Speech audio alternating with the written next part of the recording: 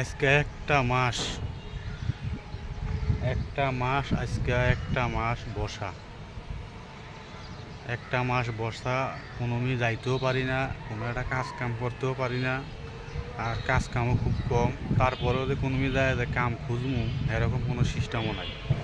বাচ্চা এত পরিমাণ কান্নাকাটি করে, 1 মাস কেবল বয়স, এত পরিমাণ কান্নাকাটি করে যে ঘর থেকে কোনোমি যাইতে পারি না। অথচ একদিন কিংবা 2 দিন পর পর একটা করে দুধ লাগে। হ্যাঁ, তাহলে একদিন 2 দিন পরে এই যে একটা করে দুধ লাগে, এই দুধ কীভাবে যোগান দেবো? হয়তো অনেকে ভাবতে পারেন ওর আম্মু নাই, হ্যাঁ ওর আম্মু আছে ভাই। এত পরিমাণ জ্বালায় আর এত এত পরিমাণ কান্নাকাটি করে কেন কান্দে জানি না। ও হইলে একলা মানুষ, আসলেও সামাল দেওয়াটা খুবই কষ্ট হয়। আর এই অবস্থায় যে কোনো থিয়ে যাবো, ঘরে থাকা অবস্থা অস্থির লাগে। কোনো যে যায় যে একটু শান্তিভাবে তো থাকবো, আসলেও সেই সিস্টেমটাও নাই।